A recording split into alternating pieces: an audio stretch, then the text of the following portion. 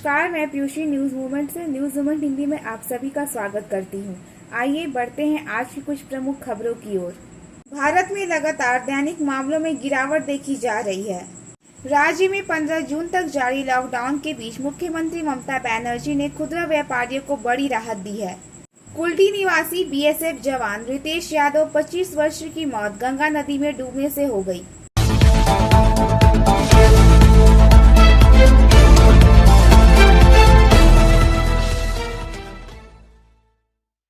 भारत में लगातार दैनिक मामलों में गिरावट देखी जा रही है। देश में पिछले 24 घंटों में 1,52,734 ताजा कोविड-19 मामले दर्ज किए गए, जो 48 दिनों में या 13 अप्रैल 2021 के बाद से सबसे कम दैनिक गणना है। हालांकि 3,128 मौतों के साथ दैनिक मृत्यु का आंकड़ा 3,000 से अधिक रहा। MOHFW के अनुसार भारत के कुल मामले अब 2,80,47,534 हैं, जबकि कुल मृत्यु 3,29,100 है।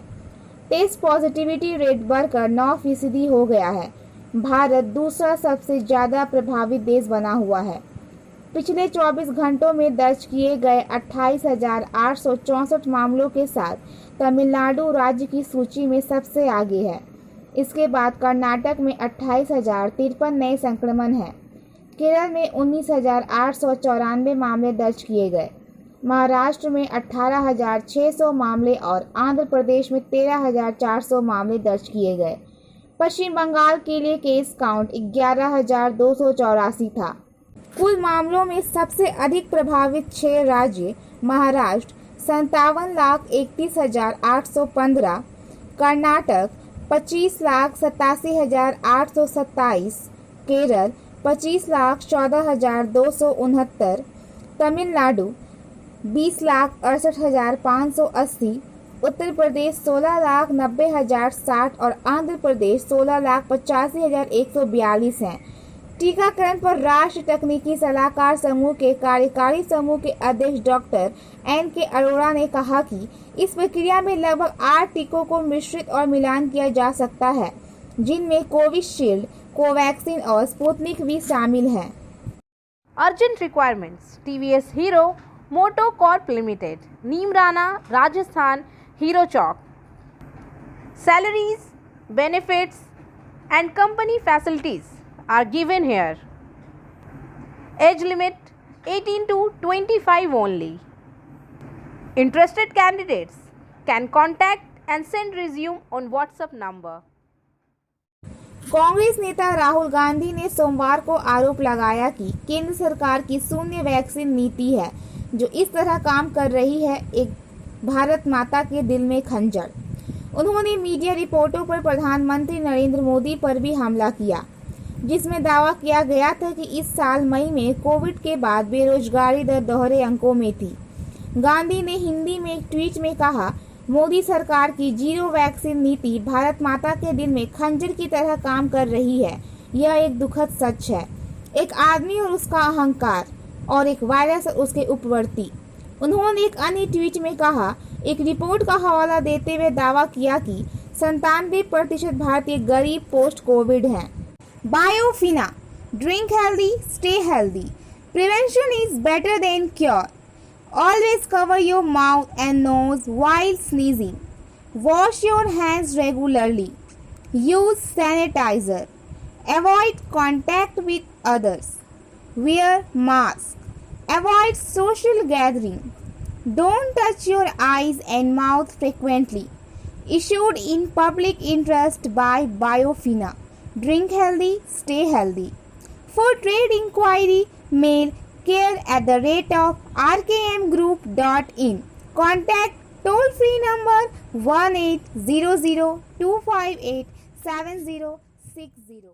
राज्य में 15 जून तक जारी लॉकडाउन के बीच मुख्यमंत्री ममता बनर्जी ने खुदरा व्यापारियों को बड़ी राहत दी है। उन्होंने घोषणा किया कि दोपहर 12 से 3 बजे तक खुदरा कारोबार की दुकानें खुली रहेंगी। इसके साथ ही IT सेक्टर में 10% की उपस्थिति के साथ काम करने की अनुमति दी।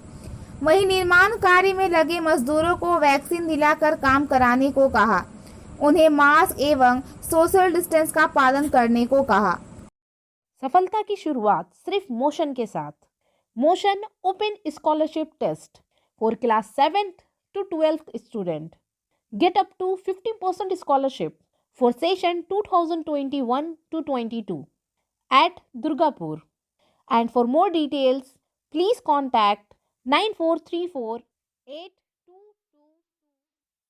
सांगतोड़िया नितूरिया प्रखंड के दुबेश्वरी गांव के रहने वाले 52 वर्षीय मंगली मांडी सोमवार को एक बार फिर जमीन के बदले नौकरी की मांग पर अपने पुत्र विद्यासागर मांडी के साथ पारबेलिया कॉलेरी इंक्लाइन के समीप धरने पर बैठ गई। इससे उत्पादन ठप हो गया। इस बीच पहुंची नितूरिया पुलिस ने उसका बयान दर्ज किया। मौके पर श्रमिक संगठनों के नेता कॉलेरी प्रबंधक आनंद प्रकाश सहित अन्य लोग उपस्थित थे। इस प्रकरण में मंगली मांडी ने बताया कि वर्ष 2005 के दौरान ईसीएल प्रबंधन ने दुबेश्वरी खुली खदान खोलने के लिए उसे नौकरी देने के नाम पर जमीन लिया था। कोयला निकाल लिया, हमारी जमीन भी बर्बाद कर दी। अब उस पर कृषि भी नहीं की जा सकती और मुझे नौकरी भी नहीं दी, सिर्फ मुझे बेवकूफ बनाया जाता रहा। उसने कहा कि कुल 2 एकड़ 46 डेसिमल जमीन ईसीएल ने लिया है। नौकरी की मांग पर इसके पहले 9 बार धरने पर बैठ चुकी मंगली ने कहा कि हर बार झूठ बोलकर मुझे टकराया जाता रहा। अब मुझे ईसीएल जमीन के बदले नौकरी, मुआवजा, उतने वर्षों का वेतन का भुगतान करे। उसने कहा कि इस बार कोयला मंत्री, प्रधानमंत्री, राष्ट्रपति, जिलाधिकारी, स्थानीय प्रशासन, श्रमिक संगठनों को भी पत्र देकर अवगत करवा दिया है। इधर स्थानीय नेता उसे समझा बुझाकर धरना स्थल से हटाने का प्रयास करते नजर आए, लेकिन वह अपने मांग पर अडिग रही। आइए सुनते हैं कि मंगली क्या कहती है। কেনে বসে আছি আমার জমি লিয়েছে ইসিয়াল চাকরি দিব বলে। কবে নিয়েছিল? 2005 সালে। কত জমি নিয়েছিল? 2 একর 46 ডিসমিল। ওই তো ওরাই লিখেছে 2 একর 46 ডিসমিল। 2 একর 46 ডিসমিল। হ্যাঁ, তাও এখন পর্যন্ত দেয়নি। এখন পর্যন্ত কি করে নিয়েছে? আমি আমাকে না নোটিশ দিয়ে ওরা বিনা বলে জমিন কাটেছিল, আমার সবজি নষ্ট করেছে, সব মারণ করেছিল। তখন আমি সেদিন ছিল না বাড়িতে, দোসরা দিন এসেছি, এজেন্টগুলোকে পোলার ধরে মারেছি আর কেসও করে দিয়েছি। কেসও করেছি যে তখন কেসে আমার উকিলের কাছে ডিসমিস করলো। ইয়া ডিসমিস মানে ও বললে উকিল, আমার উকিল বলছে কি ইয়া আমাকে সাহেব টাকা দিচ্ছে, তো বলছে নিয়ে এলো টাকা, তো ঘুষ দিচ্ছে, তো বলছে তোর তাহলে কেসটা উঠে যাবে। তোর সে উঠুক, আমি তো জমিটা দিই না, আমি জমি দিব না। তো কোন গ্রামে বাড়ি তোমার? আমার দুবছর গ্রাম, যেখানে এপেন কাজ শুনেছে সেখানে। ওপেন কাজ এখানে হচ্ছে সেখানে। তো বললো কি তো আমি জমিটা আমি দিলাম না। হাকিম বললো না জমি দিতে পারছি না। তখন দিতে পারছি না তো আমি চাকরি দিতে পারছি না, চাকরি দিচ্ছি না তো আমি জমিন দিব না। ইসিয়ালের উকিলকে বলছিলাম, এ বিটা মোরা লোক হজম করতে পারে, মঙ্গলির জমি হজম করতে পারে, চল বিটা। গাড়ি হাতে ধরে ওকে গাড়িটা টান চাপাচ্ছিলাম, তখন গোসড়ে গোসড়ে পলাইন দিল। তো বলছি যা, আর আমি ইয়া তখন চবে সাহেব ছিল, আমি বলছি আর জমি আমি দিব না। তো ওই যে কিছুদিন পরে চবে সাহেব তো চলে গেল, তখন এই সিনহা সাহেব, বিজয় কুমার সিনহা আর এই শর্মা সাহেব, রবীন্দ্রনাথ শর্মা, ওরা মানে ওই যে আমাকে গাড়িতে বসাইন, বলছে চলো দিদি গাড়ি না ইয়া কেস না উঠাইলে তোমার ইয়া হবে না, ইয়া জমিটা নিতে পারছি না, চাকরি হবে না। তখন এই ইয়া কি ছিল সারবিহার, ওই ছিল ওই লম্বা মতন কি ছিল, ও মানে গাড়িতে বসাই আমাকে উকিলটাকে, কল্যাণ মুখার্জি, গাড়িতে বসাই কাগজ বার করলো, বলছে ডিম কাগজ ওই যে দেখাচ্ছি, ওইটা বার করলো, বলছে এবারে চাকরি হবে দিদি, জমিটা রেজিস্টার করিয়ে দাও। এটা কবেকার ঘটনা? তখন খারে 2005 সালে। তো আমি ইয়াক বলছি হ্যাঁ রেজিস্ট্রি করবো। ওই যে গেলাম, তো এইখানে আসলাম, গাড়িতে করে আসলো, এইখানে ইনকিলানে আমাকে শুধু নাম সাইন করতে জানি, নামটা সাইন করলাম। বলছে दिल्ली जाएगा, शर्मा साहब बोलते दिल्ली जाएगा, 6 मास अंदर में बाद में घुर जाएंगे, हमको नौकरी जान देंगे। तो 6 मास আমি দাঁড়াই আছি। 6 মাস পরে বলছি কই সাহেব চাকরিটা? তখন বলছে না সব জমি রেজিস্ট্রি হয় না, 18 ডিসমিল শর্ট আছে। যখন আমি ঘুরছি শিবু সরার কাছে গেছিলাম, তখন ও দেখছে সালারা ডিট করে 6 ডিসমিল নিয়েছে, 36 ডিসমিলের রেকর্ড না। News movement present YouTube channel for news in Bangla, Urdu, English and Hindi. Asansol के पूर्व मेयर भाजपा नेता जितेंद्र तिवारी ने विभिन्न वार्डों व पांडेश्वर विधानसभा क्षेत्र के मंडल स्तर पर लोगों के बीच मास्क व सैनिटाइजर वितरण करने के लिए रविवार को कार्यकर्ताओं को मास्क व सैनिटाइजर प्रदान किया। जितेंद्र तिवारी ने अपने आवासीय कार्यालय से विभिन्न वार्डों के लिए 200 पीस N95 मास्क तथा 100 बोतल सैनिटाइजर दिया। इस दौरान पूर्व पार्षद बापी व्यूलर, बीगो ठाकुर, साधन पाल, भाजपा नेता राकेश शर्मा, कार्तिक दास आदि मौजूद थे। Please share, subscribe and forward YouTube channel news movement. For more details and for advertisement contact editor 9563830285। Kulti निवासी बीएसएफ जवान रितेश यादव 25 वर्ष की मौत गंगा नदी में डूबने से हो गई। यह हादसा उत्तर प्रदेश के बलिया जिले के श्रीरामपुर घाट पर हुई। कुल्टी निवासी रितेश का ससुराल मोहम्मदपुर में है। वह यहाँ शादी में शामिल होने के लिए आए हुए थे। रविवार को अपने 18 वर्षीय साले हरिओम यादव के साथ गंगा नदी में नहाने के लिए गए थे। उसी दौरान दोनों का पैर फिसल गया। दोनों ही गहरे पानी में डूब गए। गोताखोरों ने शाम को दोनों के शव बरामद किए। इस घटना के बाद शादी की खुशियां मातम में बदल गई। परिजनों का रो रो कर बुरा हाल है। हरिओम के बड़े भाई की शादी एक सप्ताह पहले ही हुई थी। बारबनी थाना अंतर्गत दोमनी डाकघर में 14 मई 2021 से ग्राहकों को सेवाओं से वंचित किया जा रहा है। 31 मई 2021 को ग्राहक और एजेंट फिर से आए और देखा कि पोस्ट मास्टर डाकघर नहीं आ रहा है। स्थानीय लोगों ने क्लर्क का विरोध किया। पुलिस ने प्रिय नेता से चेक पोस्ट ऑफिस के अंदर बात की और उसने वादा किया कि कल से शुरू होगी सेवा। आज का दिन है, आप समय दें। फिर उन्होंने धरना प्रदर्शन किया। वे पैसे लेने आए वो और वे उससे वंचित हैं। কি বলছে এরা? আমি পয়সা খুঁজছি। এরা কি বলছে? যারা বলছে 15 তারিখে 10 তারিখে হ্যাঁ। আজ 31 তারিখ ছিল, আজকে ডেট ছিল কি না? আজকে কি বলেছে আপনাকে? আজ বলে নাই, বললে 5 তারিখে 2 তারিখে। হ্যাঁ। এমনি এখন গেছিলেন ভেতরে? হ্যাঁ এখন ওইরকমই বলছে? হ্যাঁ। কি নাম আপনার? রওশন সাজি। Post office. কি কারণে? টাকা ছাড়াই কোথায় কোন যেতে থাকে? এমআইসি করা আছে, টাকা আমরা নিয়ে হাট করব, খাবো। আমাদের কোনো রোজগার নাই, এটা থেকে খাই, সংসার চলে। কতদিন ধরে ঘুরছেন আপনি? রোজা থেকে ঘুরছি, রোজাতে ঘুরে গেলাম, বন্ধ, ফিরে আসছি। এরা কি বলছে এখানে পোস্ট অফিসে? ওই বন্ধ বলছি। विश्व तंबाकू निषेध दिवस के अवसर पर बनपुर गुरुद्वारा प्रबंधक कमेटी ने आसनसोल तंबाकू उत्पादों के उपयोग पर प्रतिबंध लगाने और अवैध प्रतिबंधी नशीली दवाओं को रोककर एक स्वस्थ समाज के निर्माण की दृष्टि से आसनसोल दुर्गापुर पुलिस आयुक्तालय पुलिस आयुक्त अजय कुमार ठाकुर के पास शिकायत दर्ज कराई है। उद्योग में तस्करी ज्ञापन एवं शिकायत पर सौंपने के बाद आसनसोल पुलिस लाइन के पास भगत सिंह मोड़ पर शहीद भगत सिंह की प्रतिमा के नीचे बनपुर गुरुद्वारा निबंध समिति द्वारा उन्हें प्रदर्शित किया गया। उस समय गुरुद्वारा प्रबंधक कमेटी के महासचिव सुरिंदर सिंह ने कहा कि आसनसोल औद्योगिक क्षेत्र के विभिन्न हिस्सों में तंबाकू उत्पादों के अलावा अवैध दवाओं का उपयोग बढ़ गया है। उन्होंने पुलिस प्रशासन और पुलिस आयुक्त के रूप में शहर को तुरंत बंद करने की पहल की। पुलिस आयुक्त को लिखे पत्र में लाडू और उनके दामाद पिंटू पर लच्छीपुर रेड लाइट एरिया से आसनसोल और बनपुर औद्योगिक क्षेत्र में ड्रग्स की तस्करी का आरोप लगाया गया था। स्मैक, चरस, हशीश आदि नशीले पदार्थों की आपूर्ति कर बनपुर के रामपुर, ध्रुवडांगा, नरसिंह बांध आदि के युवाओं को एक काले भविष्य की ओर ढकेला जा रहा है। बताया जाता है कि पहले हीरापुर थाने में शिकायत दर्ज कराई गई थी, लेकिन पुलिस ने एक नहीं सुनी। पत्र में यह भी अनुरोध किया गया है कि तस्करी में शामिल लोगों के खिलाफ कार्रवाई की जाए। सुरिंदर सिंह ने यह भी कहा कि गुरुद्वारा प्रबंधक कमेटी सोमवार से नशा विरोधी जन जागरूकता अभियान शुरू करेगी। उस समय गुरुद्वारा निबंध समिति के अध्यक्ष प्रमुख मनमोहन सिंह, यशवंत सिंह, चरणजीत सिंह, मलकीत सिंह, नारायण सिंह और अन्य मौजूद थे। पुलिस आयुक्त को ज्ञापन एवं आरोप पत्र सौंपने के बाद उन्होंने गुरुद्वारा प्रबंधक कमेटी की ओर से शहीद भगत सिंह की प्रतिमा भगत सिंह मोड़ के नीचे विरोध प्रदर्शन किया और स्वस्थ समाज के निर्माण के उद्देश्य से नशीली दवाओं और तंबाकू उत्पादों का बहिष्कार करने की बात कही। शिल्पांचल के विशिष्ट समाज सेवी सह व्यापारी कृष्णा यादव विधानसभा चुनाव के पहले राजनीति में प्रवेश किए थे और भाजपा में शामिल हुए थे। इसे लेकर वह व्यापार पर ज्यादा समय नहीं दे पा रहे थे।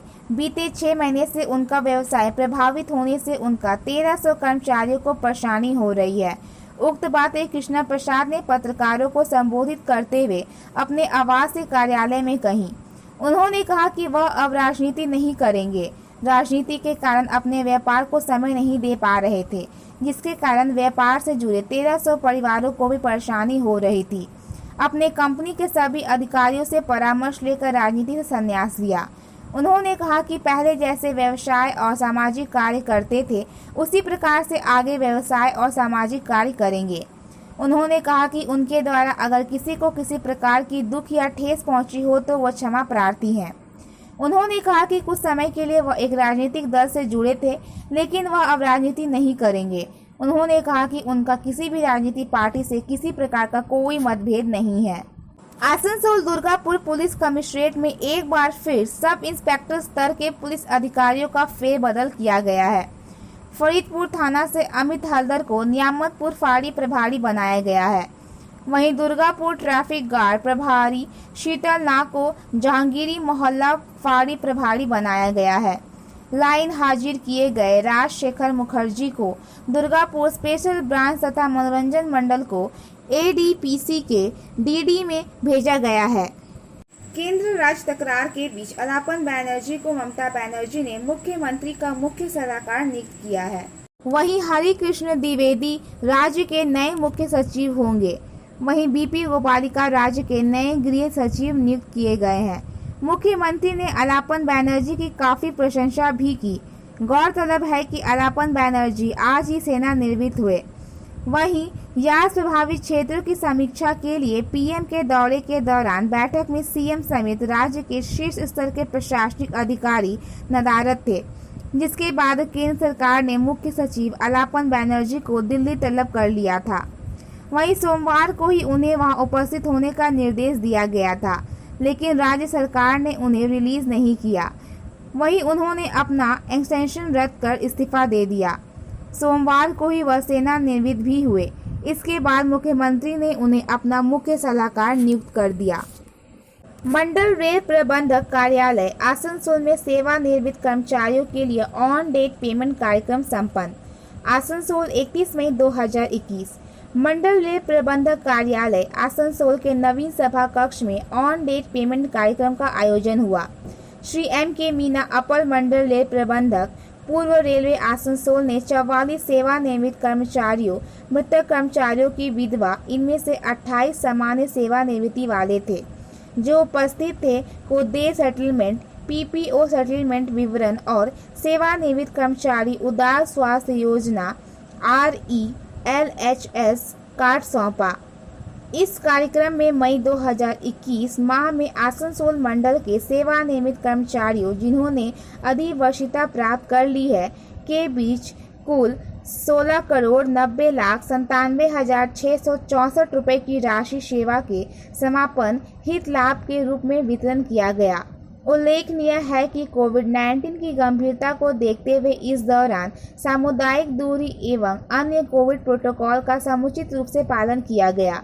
इस कार्यक्रम में सुश्री ES सिमिक, वरिष्ठ मंडल कार्मिक अधिकारी डॉक्टर स्वाति मंडल, मंडल चिकित्सा अधिकारी आसनसोल और अन्य अधिकारीगण उपस्थित थे।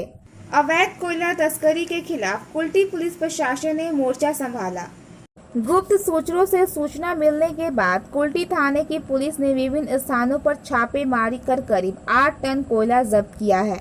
पुलिस को जानकारी थी कि इलाके के अलग अलग हिस्सों में अवैध कोयले का कारोबार चल रहा है।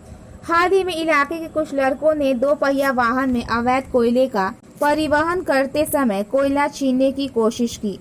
खबर मिलते ही कुल्टी थाने की पुलिस मौके पर पहुंची और 3 स्कूटर व कोयला जब्त कर थाने ले आई। उधर पुलिस ने रविवार रात कई जगहों पर छापेमारी की। बीसीसीएल बोर्ड ने खदान से अवैध रूप से कोयला निकालकर एक जगह जमा कर दिया। रविवार की रात छापेमारी के दौरान करीब 6 टन कोयले से लदे 2 ट्रैक्टरों को जब्त किया गया। अवैध कोयला खनिजों ने पुलिस की छापेमारी से अवैध कोयला व्यापारियों में अशांति फैला दी। पिछले साल कोरोना के पहले चरण में नौकरी गंवाने के बाद हजारों की संख्या में बंगाल के कई लाख कामगार अलग अलग राज्यों से घर लौटे थे। आधिकारिक तौर पर अकेले पुरुलिया जिले में श्रमिकों की संख्या 50,000 से अधिक थी। मुख्यमंत्री ममता बनर्जी ने राज्य में लौटने वाले श्रमिकों को रोजगार देने की पहल की।